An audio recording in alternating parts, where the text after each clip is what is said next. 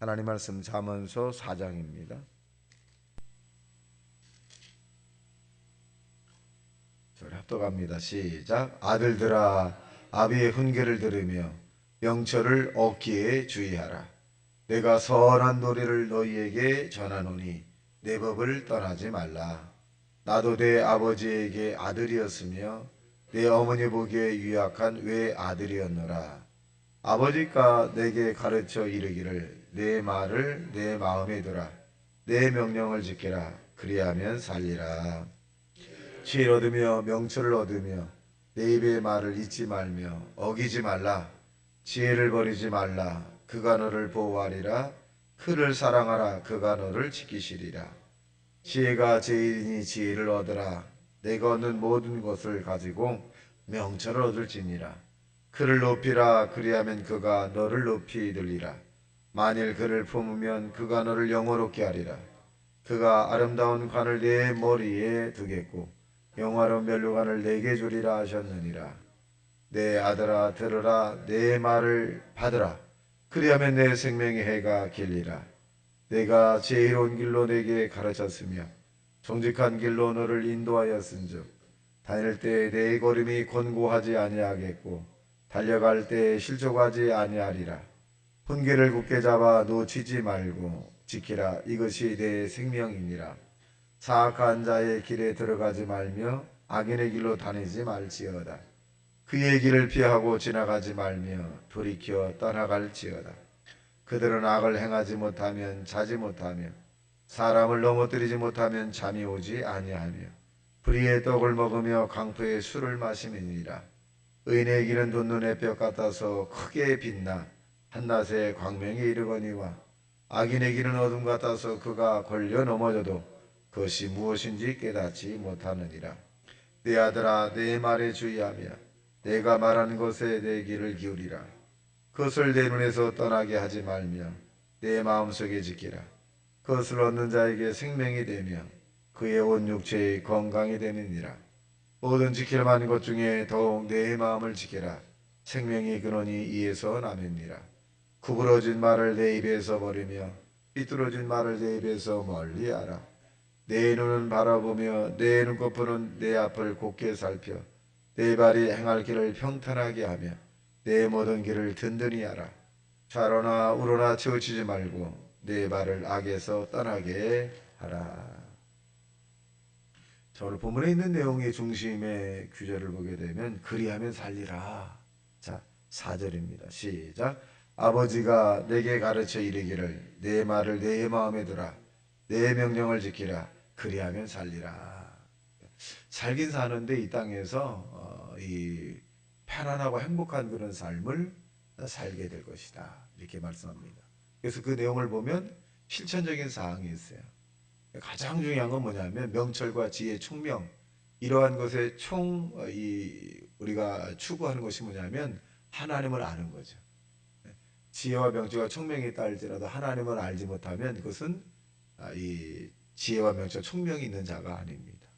그런데 지혜, 명철, 총명이 있다라고 하는 것은 하나님을 알게 하는 것이고 또 하나님을 알게 함으로써 우리가 또 저와 여러분이 이 땅에서 행복하게 살아갈 수 있다라고 하는 것이 4장의 전체적인 그런 내용이 되겠습니다. 자, 여기에 보면 이제 이 솔로몬이가 간증적인 부분입니다. 나도 내 아버지가 있고 어머니가 있는데 어머니 보기에 내가 굉장히 유약한 사람이더라. 근데 그 어머니 아버지가 나에게 부탁한 것이 있는데 그 내용이 뭐냐면 하나님에 대한 부분을 믿고 또 의지하고 그의 말을 따르라 라고 하는 것이다 라는 것입니다. 자, 보겠습니다. 5절 시작. 지혜를 얻으며 명철을 얻으라. 내 입의 말을 잊지 말며 어기지 말라. 자, 하나님의 말씀을 어기지 말라. 6절 시작. 지혜를 버리지 말라. 그가 너를 보호하리라. 그를 사랑하라. 그가 너를 지키리라. 지혜라고 하는 것을 의인화시켰다 그래서 의인화 하나님을 얻으며 하나님을 얻으라. 하나님을 버리지 말라.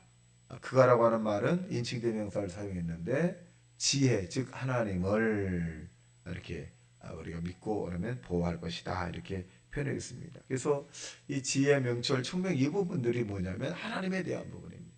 자, 그리고 아주 구체적으로 8절에 있는 내용을 우리에게 말씀합니다. 8절 시작.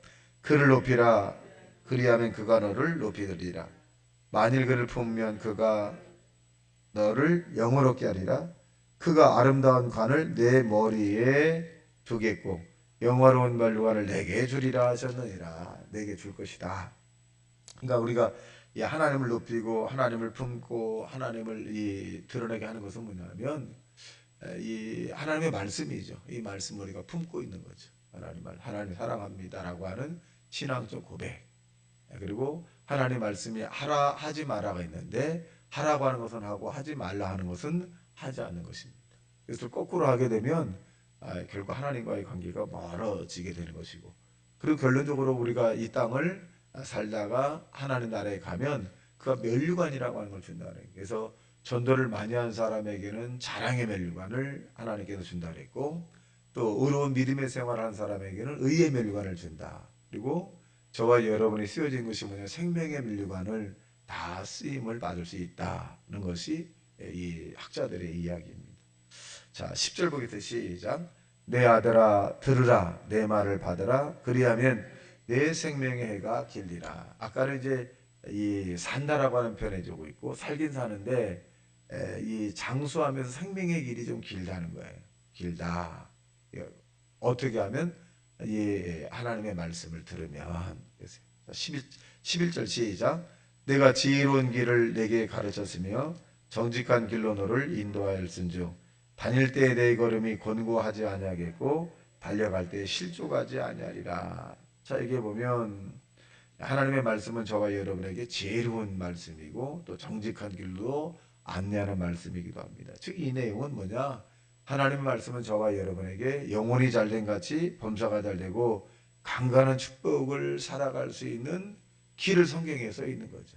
우리가 이 먼저 세상을 살아간 사람들의 그 족적 가운데 하나를 우리가 얻을 수 있다는 것은 책이죠. 책을 통해서 내가 어떻게 세상을 살아가야 될까라고 하는 이 세상을 바르게 또 윤리 도덕적인 그런 삶을 살아가는 것을 우리가 배우게 되잖아요. 근데 성경은 근데 거기에서는 선인들은 우리에게 영생의 길을 우리에게 뚜렷하게 말해주고 있지 않지만 성경은 우리에게 영원한 생명의 길을 우리에게 말씀해주고 계십니다.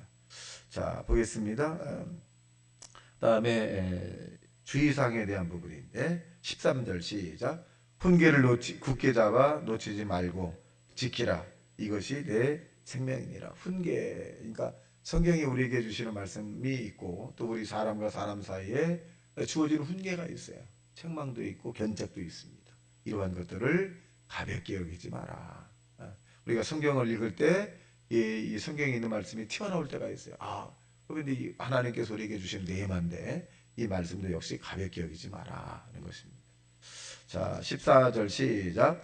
사악한 자의 길에 들어가지 말며 악인의 길로 다니지 말지어다. 자, 사악한 자 악인의 길 안 다니려면 좋은 사람을 사귀어야 돼. 좋은 사람을 사귀려면 내가 좋은 사람이 돼야 돼.